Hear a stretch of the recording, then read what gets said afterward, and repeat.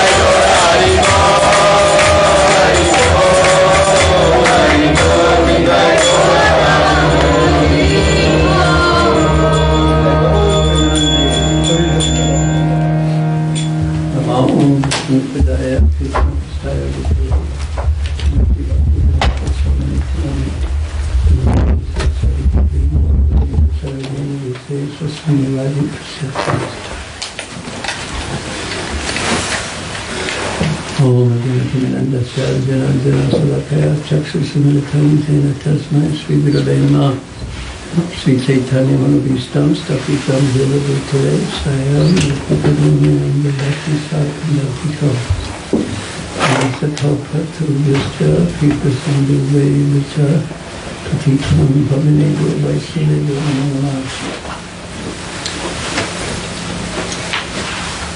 Hare Krishna.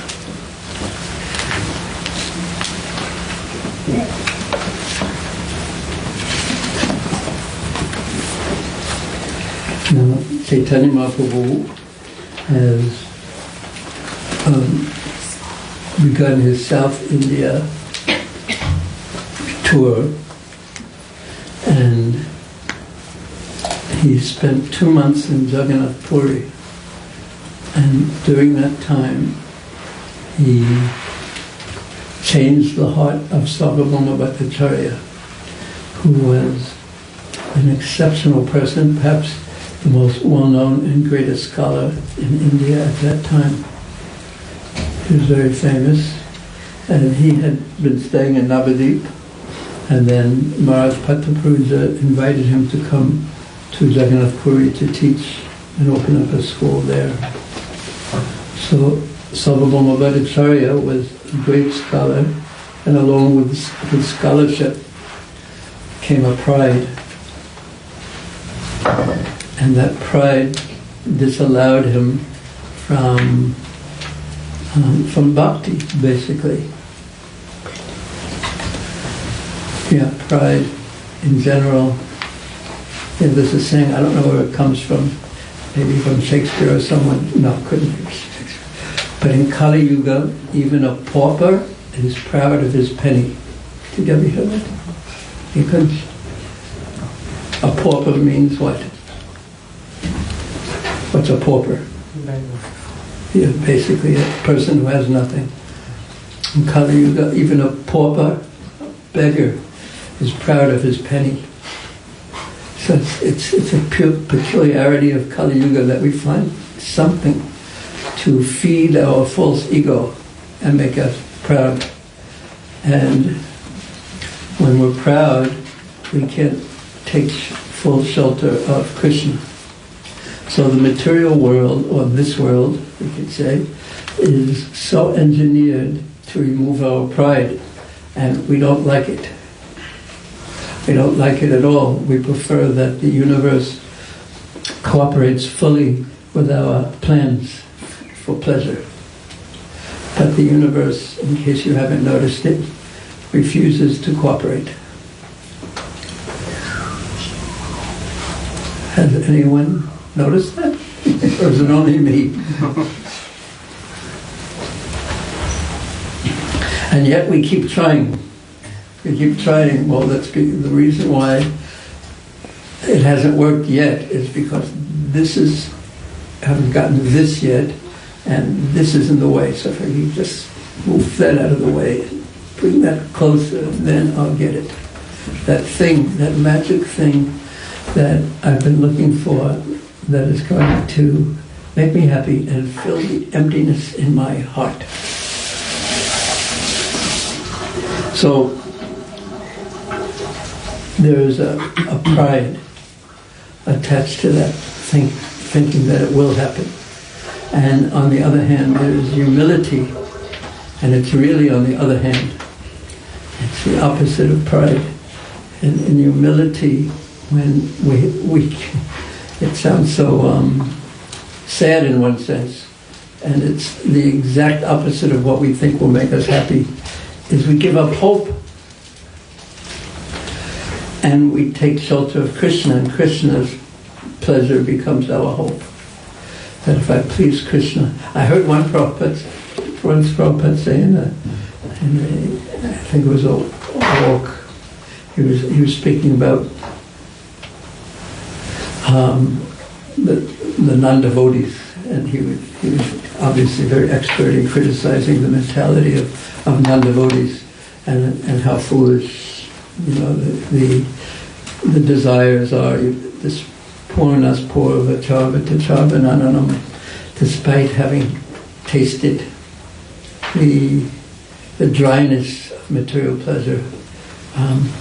This is Prahlad's words to Hiranyakasipu. Again and again we try purnas charva nananam. Does anyone remember the Cantonese word for sugarcane after the juice has been squeezed out? Ja. It's a low town. Yeah, it's funny how those things that's stuck in my mind too. It's so graphic. I mean, would you like to eat ja? Who would, after all? It just sounds so rejected. So So Prabhupada would criticize, and then of course ultimately when you want to criticize materialism, what do you point to? What do you point to? The ultimate thing to criticize materialism, that which foils all materialistic plans. Spirituality. Huh? Spirituality. No. Everyone knows. What is that thing that ruins everything despite whatever it is that you have? What is it? Time. Yeah, and what is time's form that really does that? You know what the Grim Reaper is? No. You know what the Grim Reaper is? I know it. Huh? The other form of the time, what you're talking about is death. Yeah, it's death. So whatever your success is, I've heard Vedanta Maharaj compare it to, like you're on top of a big building, tall skyscraper. In Perth, that would be like 4 stories or something like that. And then you jump off, really, you jump up, and you think, this is so great. You jump out of the window, you jump up. It's really so great, I'm going up. But it's how, you get the rest of it very quickly, that upward. So we're all hoping for the upward jump, the upwardness of the jump. So then anyway, so Prabhupada was speaking about this. He's criticizing materialism, and that you can't. Ultimately, it's meaningless. And then so the devotees were often expected to present their doubts or the other side, or what the materialists would say. And of course, this gave them the opportunity to express their own doubts in the guise of, because it wasn't easy to say, well, Prabhupada, I doubt this, and I doubt that, and I doubt that. So if you have the opportunity to make believe you are the other side, the materialistic side, then you can bring out your own doubts as well, intellectual or spiritual doubts. So anyway, so Prabhupada was saying, so the materialists hope to be happy in this way. So then the devotees said, well, the devotees also hope to be happy. And Prabhupada said, at least they have hope. At least they have hope. And the materialistic situation ultimately is hopeless. It's hopeless. So anyway, it's a rainy, nasty day outside. Of course, I have to start like this. But on the other hand, Caitanya Mahaprabhu, when he was traveling in South India, there were 2 parts of his traveling in one sense. One, he was aflame in Krishna consciousness. He was aflame, meaning so inspired in his Krishna consciousness. So we would call that in ISKCON language, he was fired up. But it was much more than that, because what was his inspiration was the depth of his relationship with Krishna. That he was actually experiencing Krishna in the process that he was experiencing and teaching. He was really with Krishna, and he wanted to teach that. So it becomes more than a hope, it becomes an experience. Through the chanting, through the dancing, through the whole process of hearing or whatever.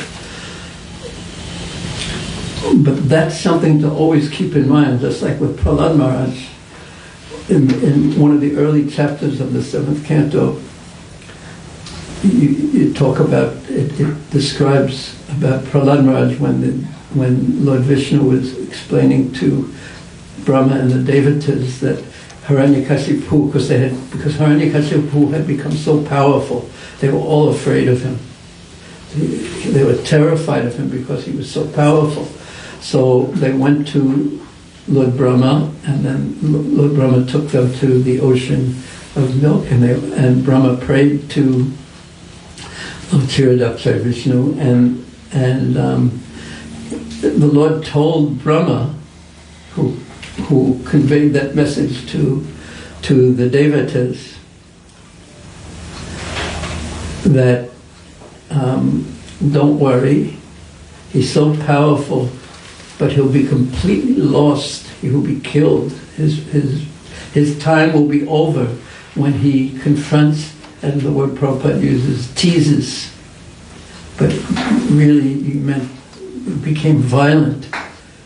When he becomes violent to Prahlad, who's a great devotee, then he's going to be killed. He's going to be finished. And then it describes the characteristics of Prahlad that made him so wonderful and made him so fearless amidst a situation where it was terrifying, practically speaking, when you have no one to protect you. The person who was supposed to be protecting you was always plotting to kill you. Not only plotting, but putting you in situations, directly putting you in situations that would mean your death. He was trying to kill him, and he was so powerful. But Prahlad, it describes in that early section what was the cause of his fearlessness, why he could remain so composed despite the situation being so unfavorable for being peaceful and composed. And that was, and it's important to keep this in mind when you hear the pastime of Prahlad, because it wasn't just his faith. He had faith that Krishna would protect him, but it was deeper than that. He was experiencing Krishna continuously. So therefore his faith was realized faith, based on the depth of his experience. If you saw that puppet show, we saw that Prahlad would say that when I see Krishna in front of me, and then I laugh and laugh and laugh, and then when Krishna disappears, I cry and cry and cry, like a little boy when he doesn't get what he wants, or when he does get what he wants. So Mahaprabhu was experiencing all this. So there were two parts of what he was doing when he was traveling and preaching, and actually all his pastimes, it had two aspects, which are described actually in the 3rd chapter of Bhakti Lila and the 4th chapter of Bhakti Lila. One was he was teaching, and that's the more apparent aspect when he's traveling in South India in one sense. But what made his teaching so powerful was that he was experiencing. It wasn't coming from his intelligence, it wasn't coming from it was just coming from, this is what he was experiencing. And he was sharing his heart, and that's really the essence of what preaching is in one sense. It's a sharing, the devotee shares what's alive with him, in him, with people, and if it's honest, it affects the people. And actually Prabhupada said that was in a letter, he said that's the secret of preaching. He said, to speak from your realization. And he said at that time, even if all you can say is that I like these people, they chant Hare Krishna, they're nice people. If that's all you can say, honestly, from your realization, then that will have power, Prabhupada said, because it's true. So it's a whole different way to look at things, isn't it? So Mahaprabhu is doing two things. One, he was experiencing, and the other, he was teaching what he was experiencing. And what he was experiencing was so attractive. It was so attractive. he was beautiful too, and this happens throughout his South India tour. People were so attracted because he was so beautiful and he was so ecstatic. He was dancing and chanting, and his internal ecstasy was overflowing, and that made him completely attractive. So the essence, so there were two essences, as I was saying. One essence was that he was teaching, but what was the essence of what he was teaching? Of course, he was teaching love for Krishna in the mood of Srimati Radharani, the deepest form of separation from Krishna. But there was something on a more basic level, especially when he was traveling, because in Madhya Lila, it's all about when he took sannyas to the point when he returned to Jagannath Puri for the last time. Did anyone notice that when they read Madhya Lila of Caitanya Caritamrta? That it starts when he has taken sannyas in the 3rd chapter of Madhya Lila, and then he goes to Jagannath Puri, and then from Jagannath Puri he stays there for 2 months. He goes to South India, where he travels for 2 years, and then he comes back to Jagannath Puri and spends 2 or 3 years more in Jagannath Puri. And then he goes to Bengal on his way to Vrindavan, but he comes back after seeing Sri Rupa and Sri Sanatan. Then he goes on to Vrindavan, then he comes back through Benares, and then he goes, in the 25th chapter of Madhya Lila, he goes back to Puri, and he doesn't leave again for the rest of his time, the remaining 18 years that he remained in this world. So in Madhya Lila, that time of his preaching, traveling and preaching, the fundamental part of his teachings was to chant Hare Krishna, but what he himself demonstrated was a complete dependence on Krishna. A complete dependence on Krishna. He certainly walked. So when we say a complete dependence on Krishna, it doesn't mean that you sit in one place and depend on Krishna to move you from one, to the next village, or then to the next village. And then he walked. He did his part, but there was a complete dependence on Krishna as he walked. What did he depend on Krishna for? And what are we meant to depend on Krishna for, even though we may use our own legs to walk and our own arms to do this and that, and our own intelligence to do this, and whatever Krishna has given us, we want to use that in his service. But not to depend on those things, because those things are limited,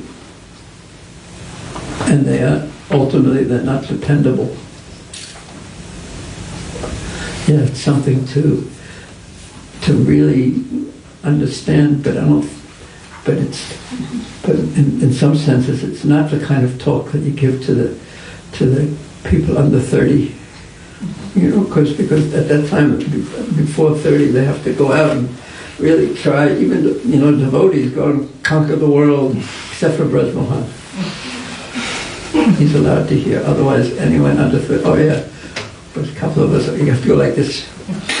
And don't hear.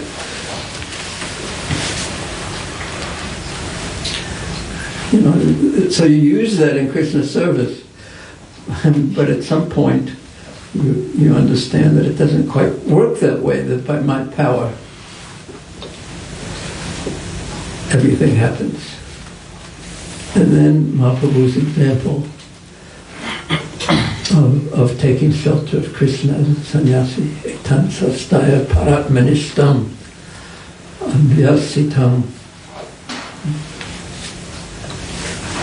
maharsibi aham trishyami dharatya param tamam makundangri. I say I will take, I'm going to cross this ocean of material existence, and that should be the goal of the travel, of the walking, of whatever we're doing, is to cross this ocean, and not to try to make a permanent home where it's not possible to make a permanent home.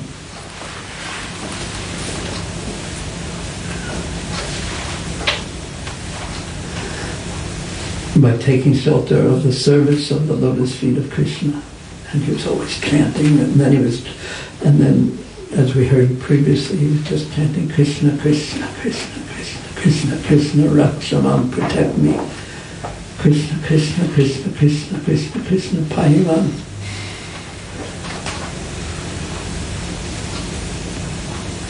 Because if we're not fixed in Krishna's protection, then who will protect us? We're left to the strength of our own arms, which ultimately become very weak, all weak. Sometimes in Vrindavan, you see these big monkeys. You've seen? Have you seen? The ones who've been working out in the gym every day for the last so many years. Just look at them and feel this. Now, and you see langur also. And we hear that the monkeys, the bandor, they're afraid of langur. Did you know that? You know that? But I've seen in Jagannath Puri, there's this whole group of langurs very sort of politely eating some grains that people have put there. And this big bandor comes and he just sits in the middle of them. Go ahead, try something. I'll eat your grains. Okay. We welcome all guests. I don't know what they think. Really bother them. And then you see the bandors like this, but they're older ones. and that's the law of the jungle, so to speak. That you may be the king for a while, but then some new bandor comes who's younger and stronger, and he'll drive you out, and then you'll be all alone, because that's inevitable. What do you think of this, Nikunj? That real heavy class. Also, I was watching a documentary by, I think it was David Attenborough. By? David Attenborough? Yeah. And he was talking about the chimp world, and it's exactly what you described. Where you've got an alpha who stays, for a few years until a younger and a stronger alpha comes through. And Does that apply to male chimp also? Eh? Male chimp? Yeah. Male chimp is a program, right? I don't know. Oh, you don't I haven't know. watched that. No. Okay. I mean, it's not a... So you're talking about a chimp. Oh, yeah. MailChimp is a program. You know what MailChimp is? Oh, the email thing. Email Yeah, program, right. okay. MailChimp. Not to Not- minimize and blur its realization. I mean, it's a rough world out there. I see it even with the plants. The plants are so nice, and the birds are so nice, and they're all squeaking or away, tweeting away. But they're all fighting each other for who gets that branch on the tree tonight, and who gets that worm.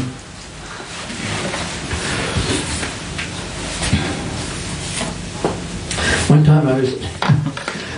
Oh, by the way, the reason I'm talking so much is I didn't bring my glasses. It's hard for me to read. But we'll get there. One time, many years ago, I was sitting right by Govardhan Hill, and really close, and I was sitting and trying to chant, and suddenly I heard some parrots just squawking and squawking and squawking, many of them just right above my head. So I looked, and I saw out of the tree a snake was coming. And parrots and snakes don't get along, because snakes eat parrot eggs. And so parrots, naturally, they're enemies. Because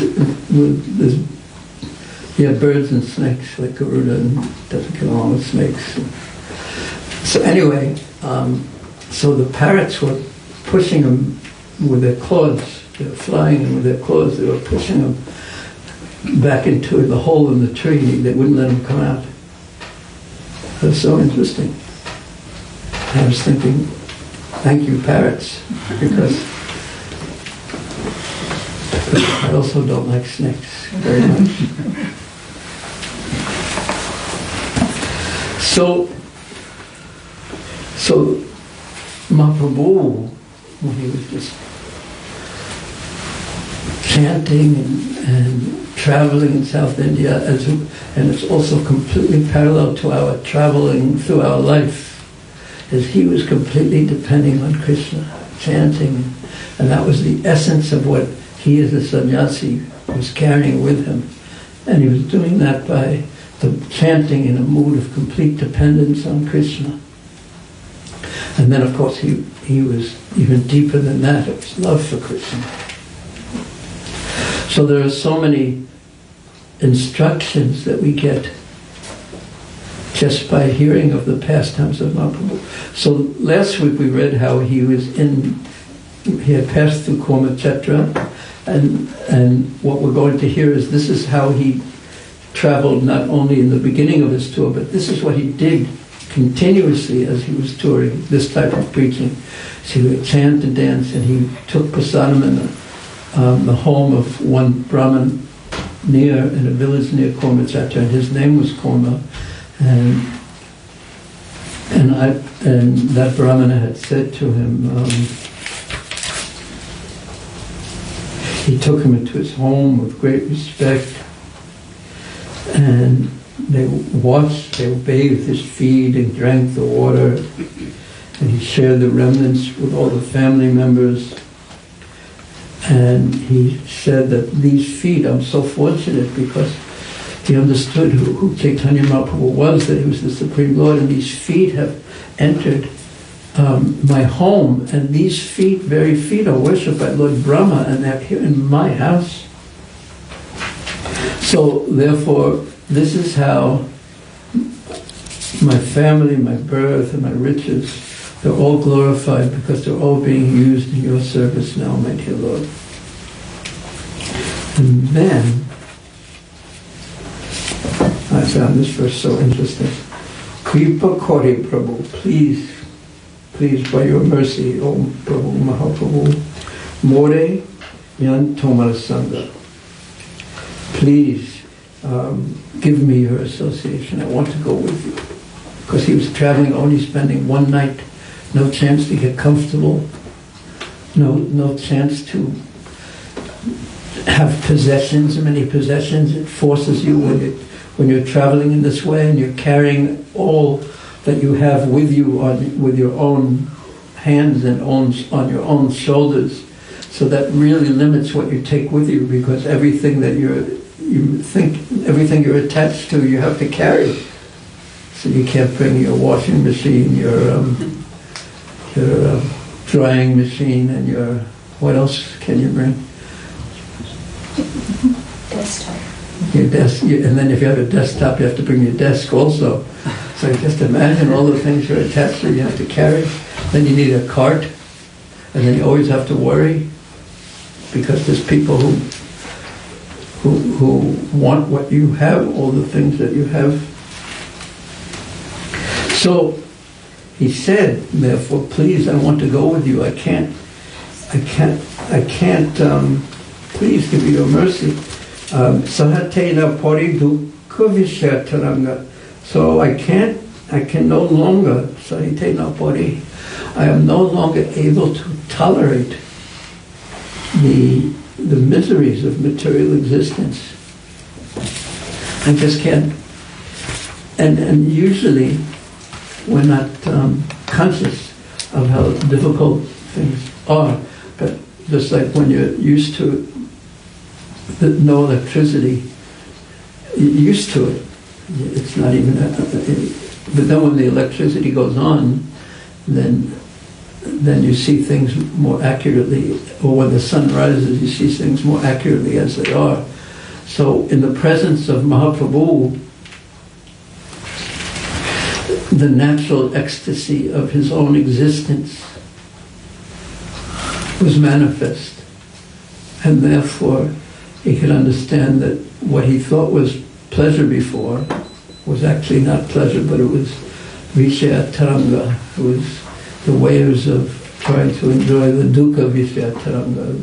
Trying to enjoy it was actually not happiness at all. It was actually struggle and difficulty. So he said, please take me with you. And Mahaprabhu's reply was, don't talk like this. Don't say this again. And he advised the Brahmana how to live in such a way, and this is the next verse, Karuna Bhadibe Tomara Vishya Taranga Punarabe Tani Pave Mora Sangha. He told him, if you follow the instructions that I will give you, your materialistic life at home, the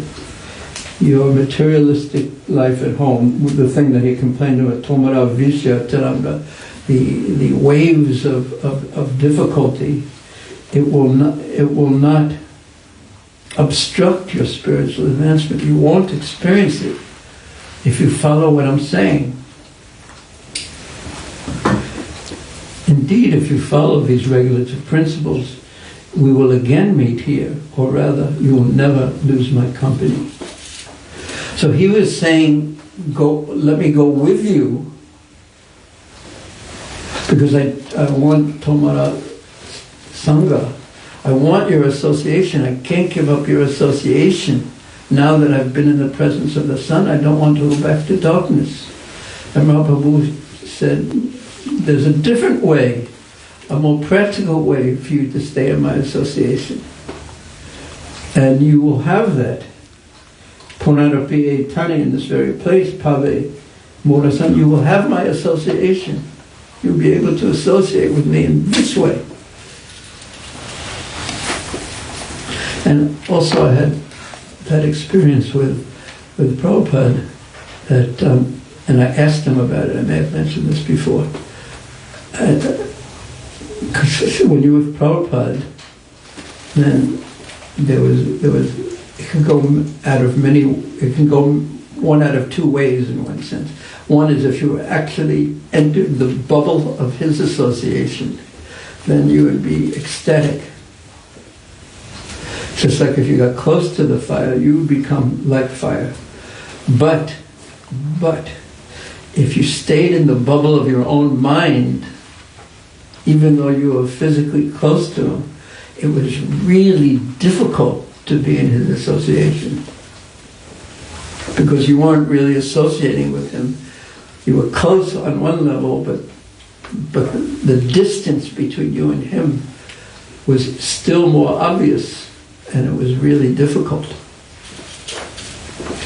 So I asked him in a simple way, why is it, I couldn't explain it like that, but I said, why is it that sometimes you're in the association of a pure devotee, you feel liberated, and other times you feel like you're completely in Maya.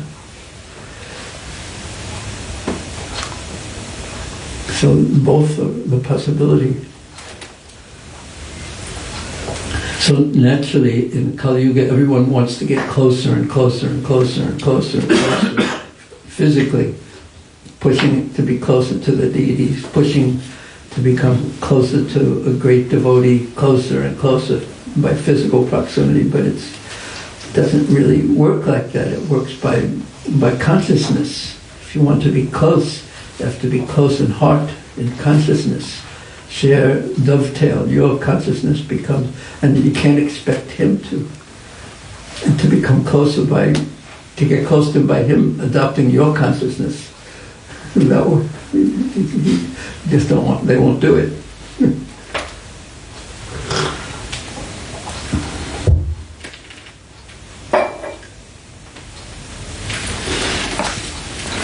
But to adopt their consciousness, and in their association, if your consciousness is somewhat pliable, and you surrender to their association, then your consciousness, at least for that time, comes up to their consciousness on roughly or on some level. And then it's amazing, of course. And it's like that to be in front of the deities too. It's like that to be in the Dham too.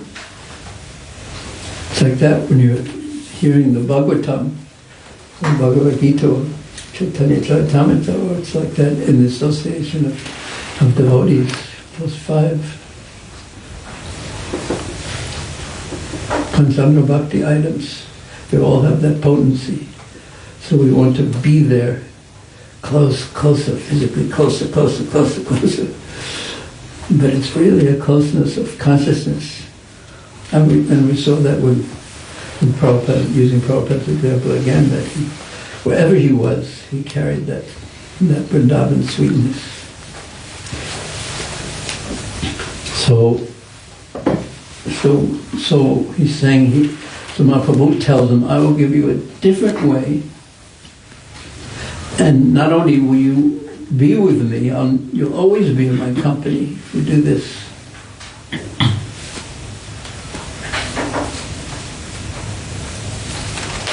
Here's Prabhupada's purport. This is an opportunity for everyone.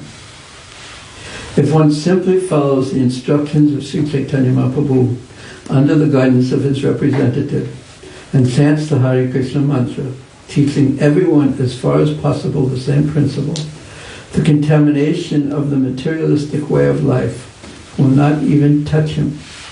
It does not matter whether one lives in a holy place like Vrindavan, Navadip, or Jagannath Puri, or in the midst of European cities where the materialistic way of life is very prominent. If a devotee follows the instructions of Sri Caitanya Mahaprabhu, he lives in the company of the Lord. Wherever he lives, he converts that place into Vrindavan and Navadip. This means that materialism cannot touch him. This is the secret of success for one advancing in Krishna consciousness, to keep one's consciousness spiritualized fully.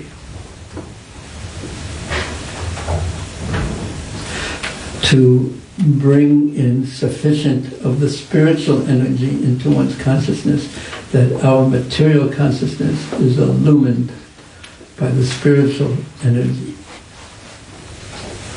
and to protect that consciousness. And when Prabhupada says it, it sounds so easy. And it is easy. But there's this little thing that says, but conditions apply. That you have to be very sincere. Only one condition, fully sincere. This is what I want.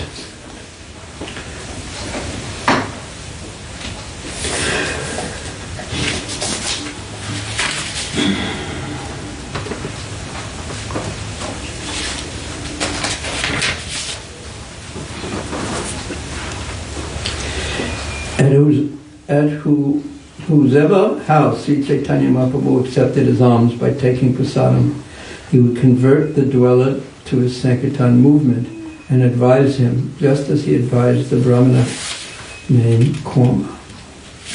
But I forgot to read the advice.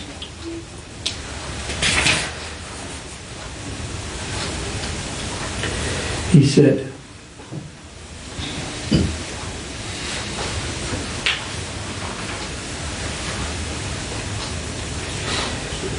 Prabhu Kai,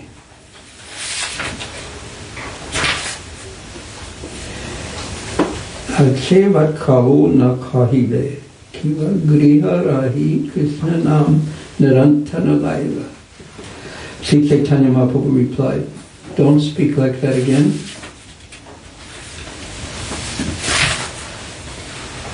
Better to remain at home and chant the holy name of Krishna always. Nirantara means continuously.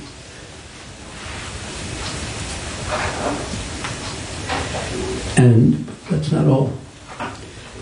Yari deka tarikaha Krishna pradesh samara agyai guru hai taridesh.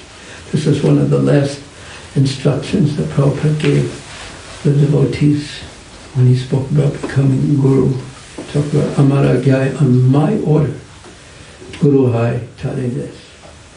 You become Guru and deliver the land, this country. Instruct everyone to follow the orders of Lord Sri Krishna as they are given in the Bhagavad Gita. Yari Deka, whoever you meet, Tarikaha, then you tell him Krishna Upadesh, the instructions of Krishna, Bhagavad Gita, or Srimad Bhagavatam, but especially Bhagavad Gita. Yeah, Bhagavad Gita as it is, spoken by the Lord, or Srimad Bhagavatam, which advises one to worship Sri Krishna. And if you do, by doing this, Amara Agyai Guru Hai Tare Desh, then you become spiritual master. You try to do this. Here's Prabhupada's purport. This is the sublime mission of the International Society for Krishna Consciousness. Many people come and inquire whether they have to give up family life to join the society. But that is not our mission. One can remain comfortably in his residence. Right? We simply request everyone to chant the Maha Mantra. Hare Krishna, Krishna Krishna, Hare Hare, Hare Rama, Rama Rama, Hare Hare. If one is a little literate and can read Bhagavad Gita as it is in Srimad Bhagavatam, that is so much the better. These works are now available in an English translation and are done very authoritatively to appeal to all classes of men. Instead of living engrossed in material activities, people throughout the world should take advantage of this movement and chant the Hare Krishna Maha Mantra at home with their families. One should also refrain from sinful activities, illicit sex, meat eating, gambling, and intoxication. Out of these four, illicit sex is very sinful. Every person must get married. Every woman especially must get married. If the women outnumber the men, some men can accept more than one wife. In that way, there will be no prostitution in society. If men can marry more than one wife, illicit sex life will be stopped. One can also produce many nice preparations to offer Krishna: grain, fruit, flowers, and milk. Why should one indulge in unnecessary meat eating and maintain horrible slaughterhouses? What is the use of smoking and drinking tea and coffee? People are already intoxicated by material enjoyment, and if they indulge in further intoxication, what chance is there for self-realization? Similarly, one should not partake in gambling and unnecessarily agitate the mind. That one really struck me. Does anyone remember that last sentence?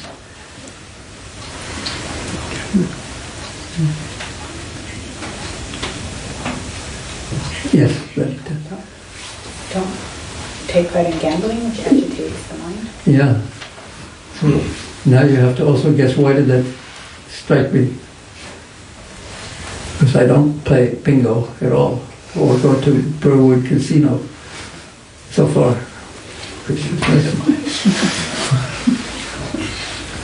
Because life is it's already so agitating, and why add more agitation to the mind? Why do things that further agitate the mind? This doesn't mean that one shouldn't play Raj Mohan's Monopoly game, though. What's it called? What's its name? To every town and village. To every town and village.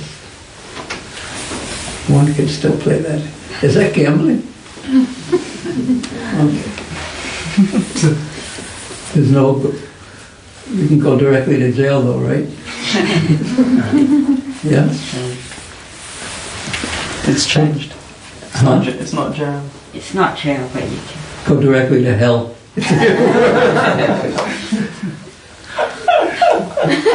Worse.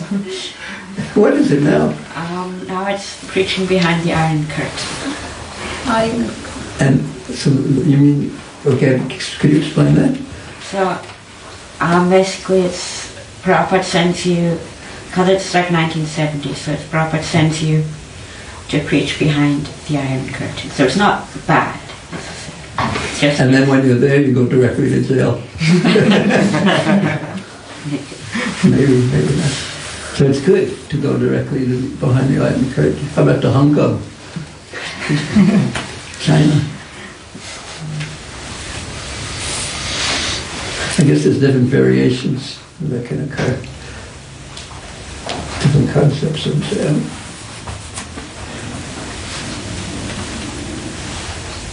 And which is the most expensive property? nothing. You've changed it? Really? Because at that time there wasn't much in Mayapur. Good, yeah.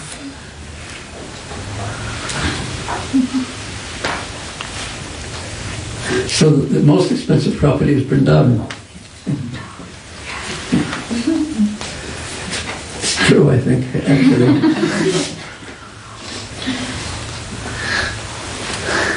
But, yeah, the property in Vrindavan and Mayapur is all unlimited in value.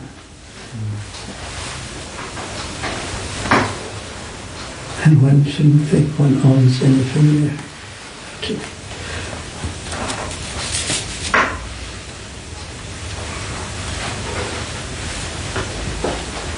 Anyway, so that gambling about don't do things that unnecessarily agitate the mind and make it, because when one's mind is agitated, it pulls it away from the purpose, to the gravity required and the seriousness required to focus on what's really important. Because the nature of the mind is that it can take anything, and for a few moments that anything seems like it's the most important thing in existence.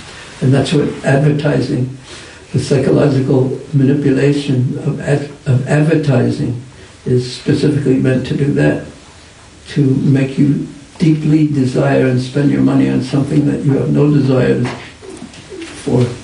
That's what advertising purpose is. And it's also, in case you don't notice, that when you major in psychology in the university, most of the psychology graduates go into advertising, by the way. They don't go into glass making, like some people.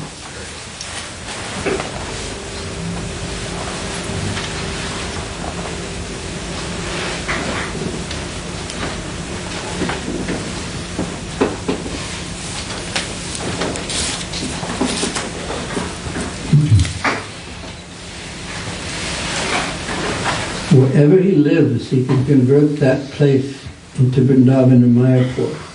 And this is just going back to the other verse. If a devotee follows the instructions of Sri Caitanya Mahaprabhu, he lives in the company of the Lord. Wherever he lives, he converts that place into Vrindavan and Navadvip. This means that materialism cannot touch him. This is the secret of success for one advancing in Krishna consciousness.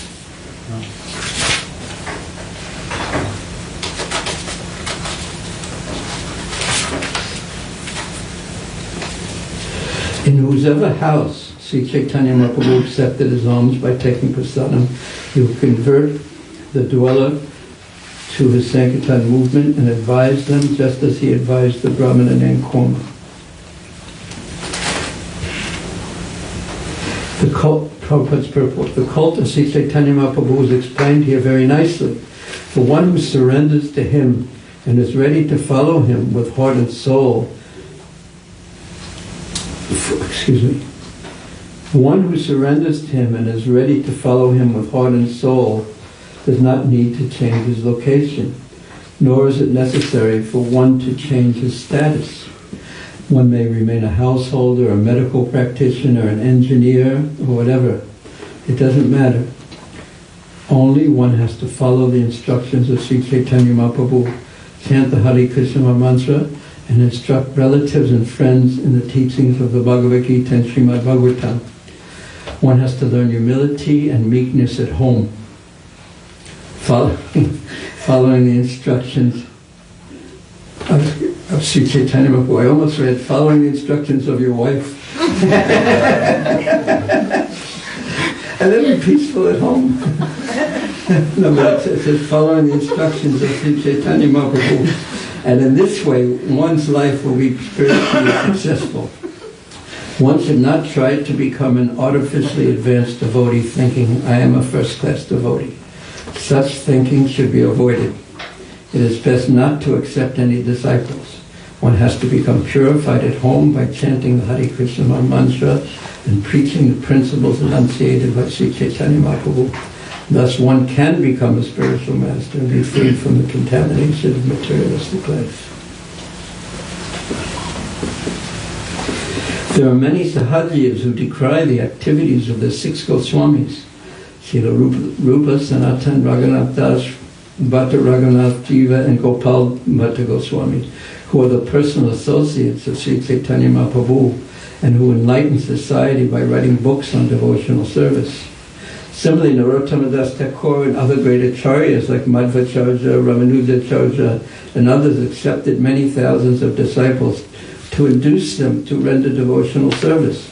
However, there is a class of Sahajiyas who think that these activities are opposed to the principles of devotional service. Indeed, they consider such activities simply another phase of materialism.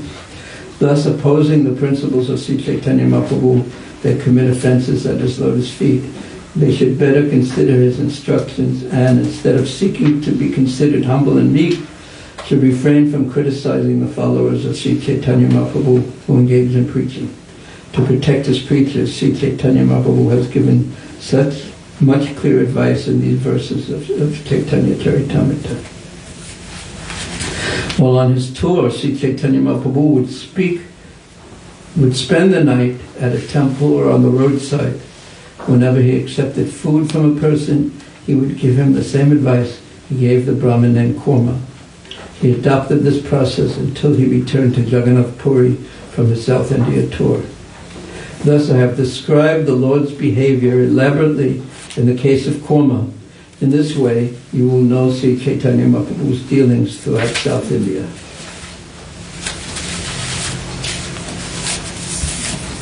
Okay. Any questions or comments? Yes. Can you tell us what Prabhupada responded to your question? He said, the intoxication of Maya is very strong. Very simply, he responded. And what is Maya's intoxication, and what's the basis of it? Is that you think of yourself, you're living in a ahankara, false ego. And what is the essence of false ego is an identity separate from being a servant of Krishna. And that is a realm called the mind.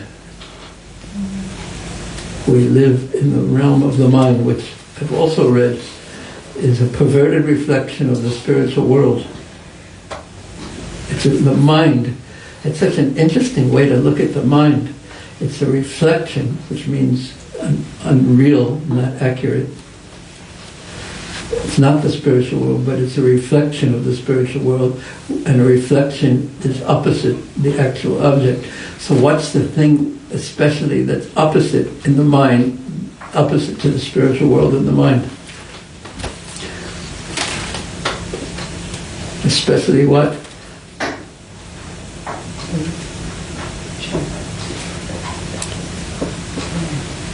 Well, because I'm thinking of something specific when I say it. Did you want to say? Probably I am the controller or the enjoyer. I'm the center. Center.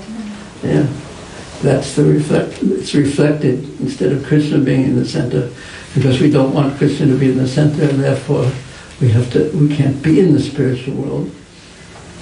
And then the gift of Maya to us is a realm, a reflected realm where we imagine ourselves the center of existence. And that's what it's like to be in a material mind.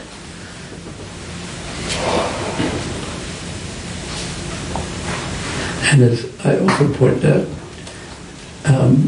the only problem with it's very lonely, because you can't convince anyone else that you're the center of existence.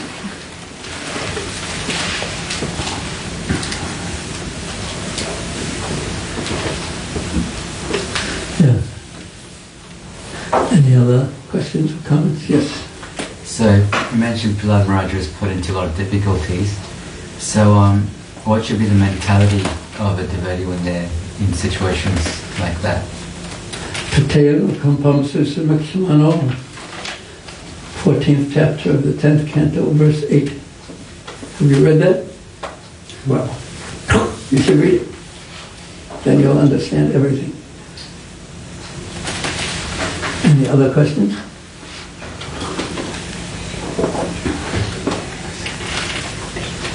Okay, no questions. Any thoughts? What are you thinking right now?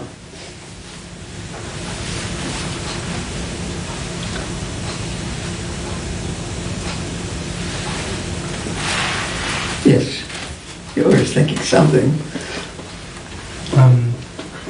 Yeah, the intoxication of Maya is strong.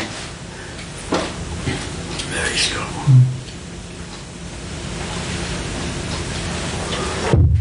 Anyone else want to say what's going on? What thoughts are going on? Where's Mohan? I was trying to remember the chapter.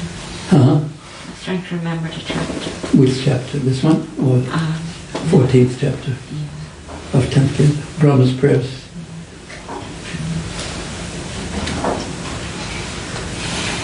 Anyone else? Yes, Avi. Yes, I saw you were raising your hand.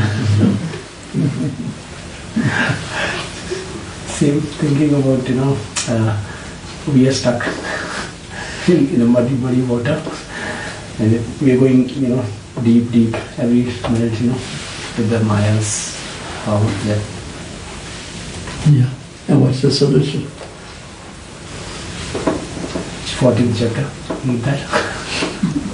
But also the chapters is the 7th chapter of Madhya Lila.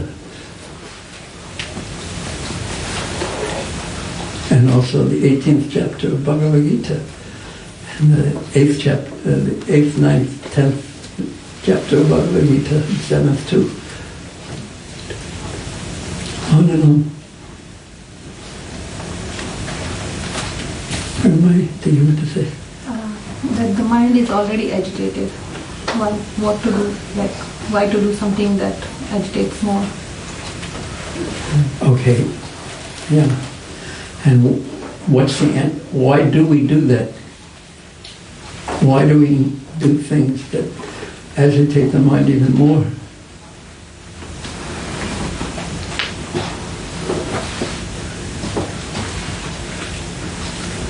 Who can answer in a philosophical way as opposed to a self-incriminating way? Why do we do things that it almost came out, something was coming out. Sense gratification. Yeah, desires, attachments, mode of passion, mode of ignorance, generally not the mode of fitness.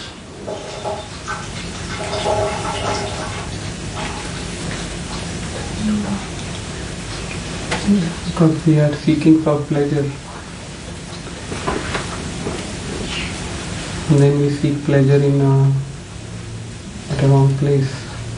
That's why it agitates the mind more. And we are pleasure-seeking souls, basically.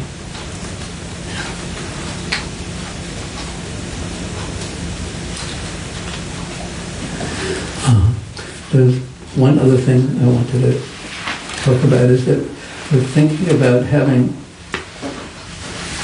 a kind of retreat. What were the dates? The date that we were thinking of? It's the 28th of May? Of this month. Yes. It's on a Sunday.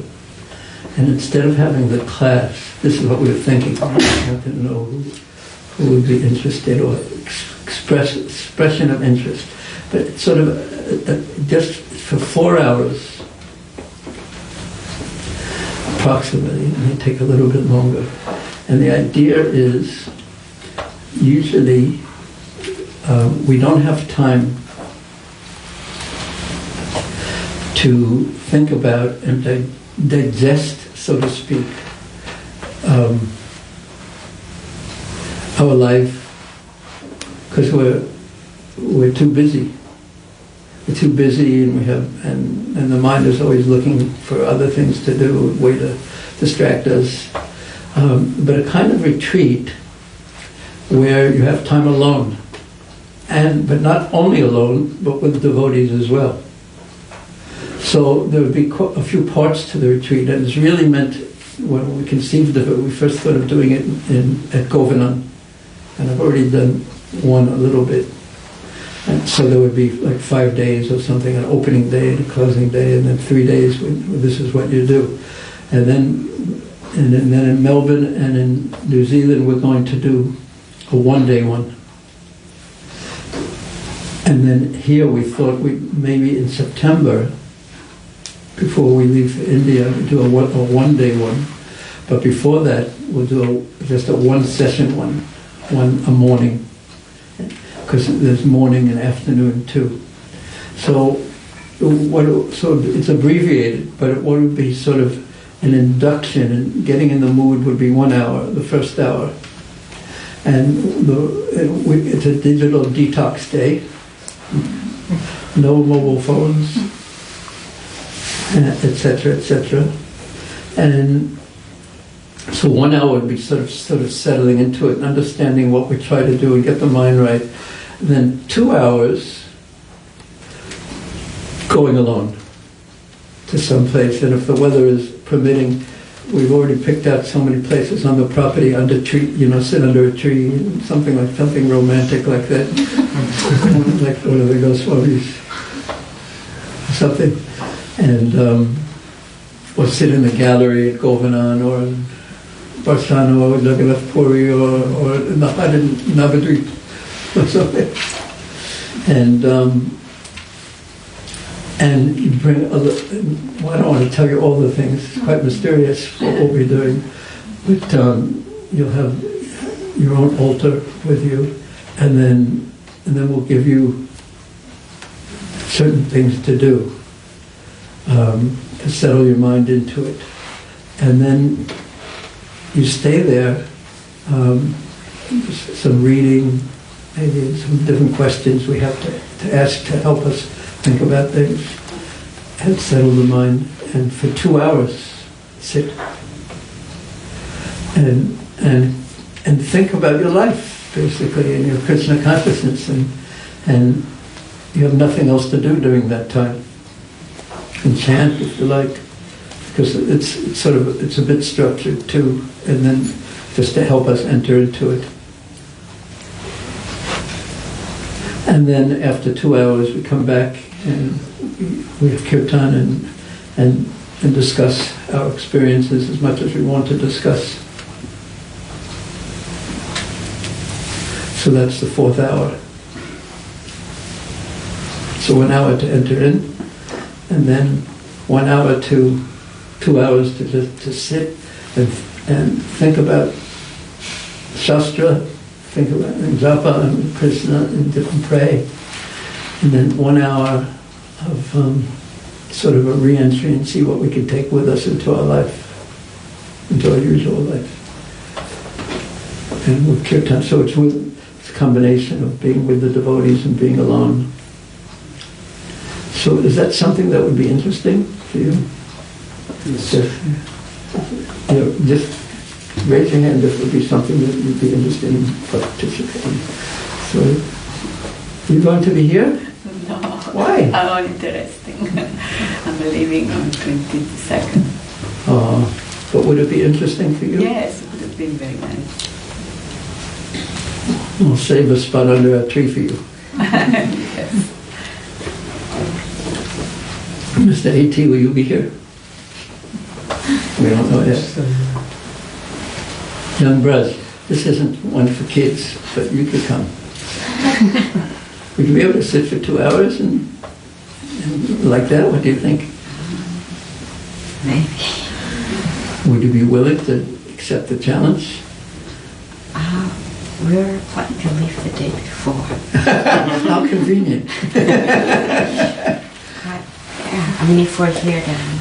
It would be something. Would it be interesting for you if you were here? I think so. Yeah.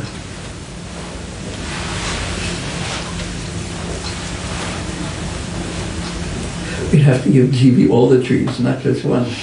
But I don't think it will be something for GB quite, not yet at this point in her life. What do you think? Well, it's a Sunday, you have to take off that day somehow. We'll be doing Sikko. Huh? Sikko. What do you think? We could do it? Would you like to do something like that? Yes? Would you be able to do something like that? Does that sound interesting for you? Would you be intrigued by something like that, Mr. A.T.?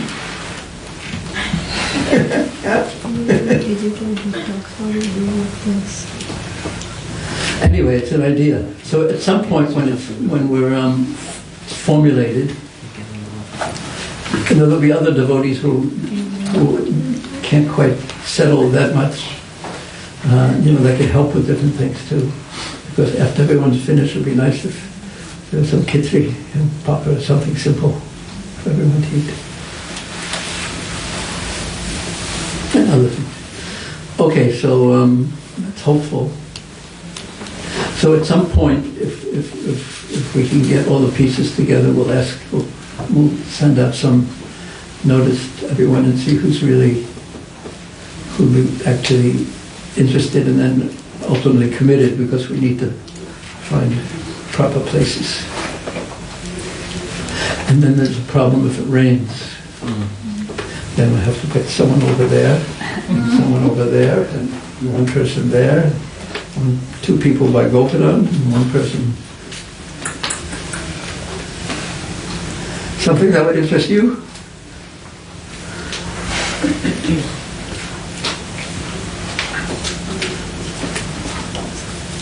Wouldn't be unlimited people, so there'd be a limit to how many could come. We could probably accommodate it, because we have to be careful about the weather too, because we want to do it rain or sun. Okay, anyone have any questions about anything we spoke about or about this program, this proposed program? Okay. Sri Caitanya Mahaprabhu Ki Jai, Sri Caitanya Caritamrta Ki Jai.